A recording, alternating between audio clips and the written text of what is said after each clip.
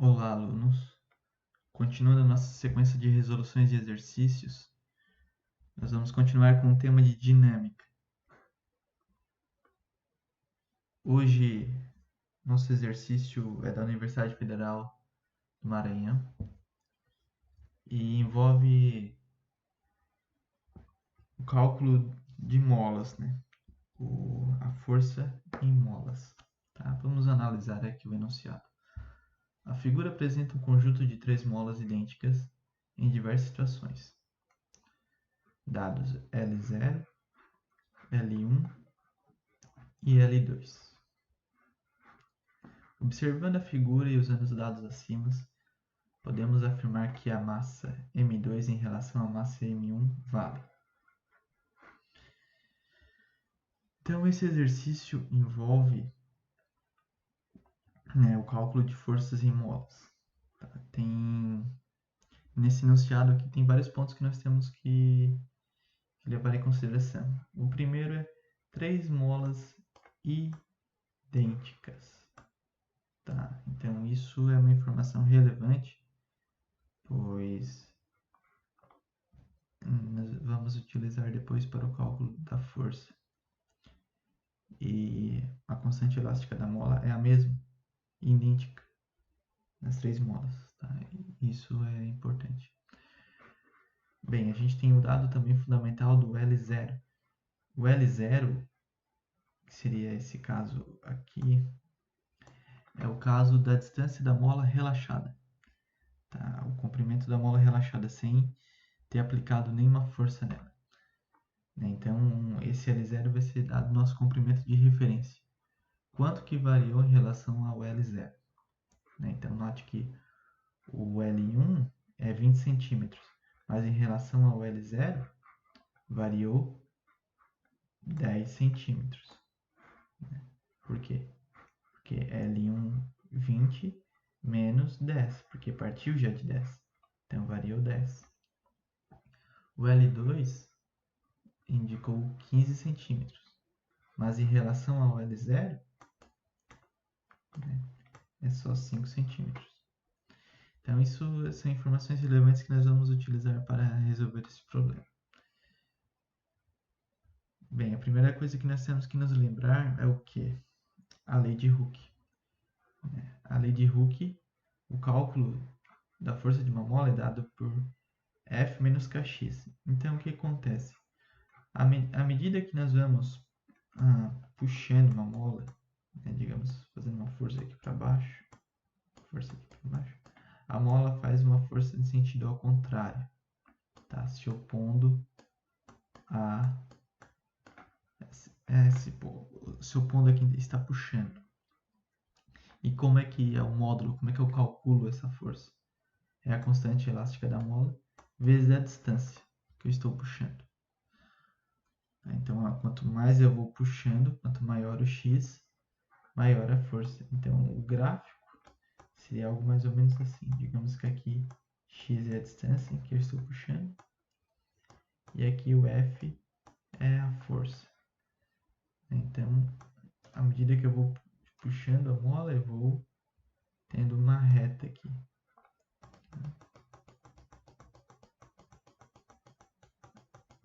Quanto mais eu puxo, maior é a força. Então, isso é chamada da lei de Hooke, que é com base nisso que nós vamos calcular as massas da mola. Vamos lá, então. A primeira coisa que nós temos que saber é calcular o ΔL1. Qual foi a variação da mola 1 em relação ao L0? Como é que a gente calcula o ΔI? É o L1 menos o L0. Nosso L0 é 20 centímetros, então está aqui como 0,1 metros. E o nosso L1 é 0,2 metros. Então, essa diferença aqui foi de 0,1 metros. A primeira mola aqui teve uma extensão de 0,1 metros. A segunda mola, que está aqui, o cálculo é idêntico. Seria L2 menos L0, em relação ao L0 aqui, partindo dessa referência aqui. Quanto caso aqui é 0,05 metros, tá? Ou 5 centímetros. Por quê? Né? É 15 menos 10. Sabendo esses ΔLs, a gente sabe qual foi a força que foi aplicada.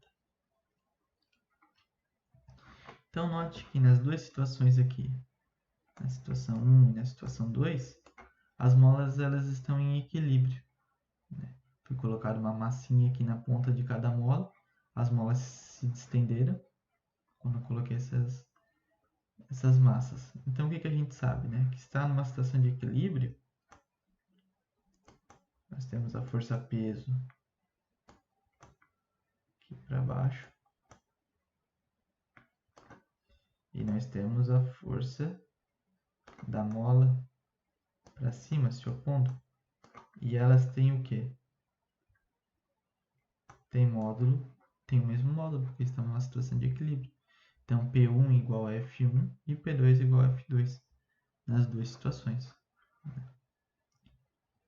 Então, o que é P1? P1 é M1 vezes G, força da gravidade, vezes a massa M1.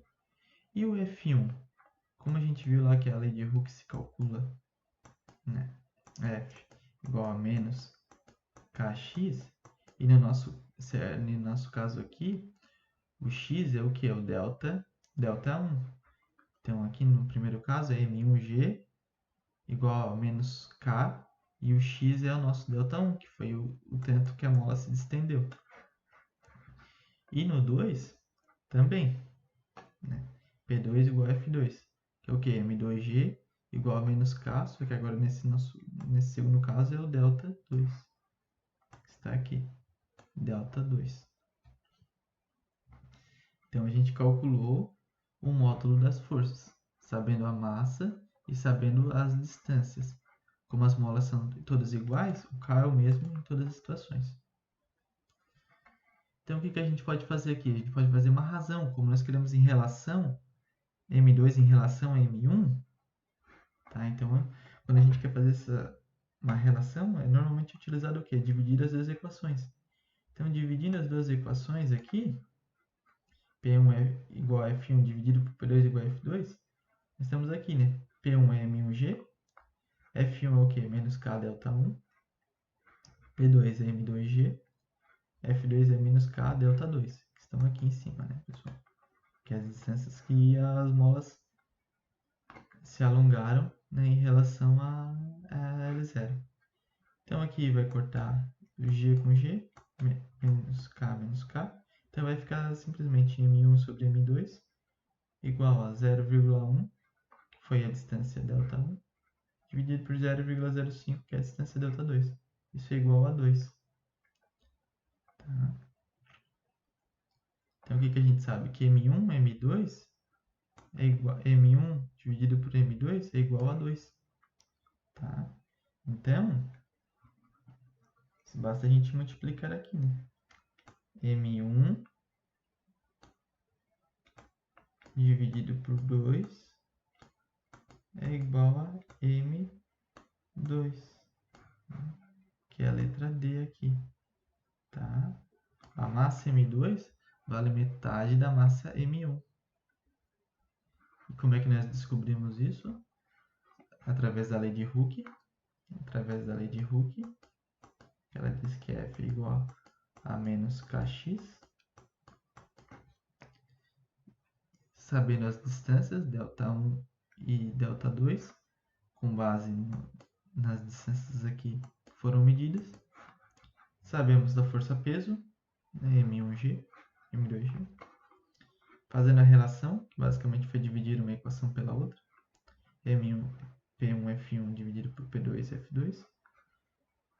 Como cortou G, cortou K, ficou apenas M1, M2 igual a delta1 sobre delta2. E aqui nós conseguimos tirar a relação. Certo, pessoal? Obrigado. Até o próximo exercício.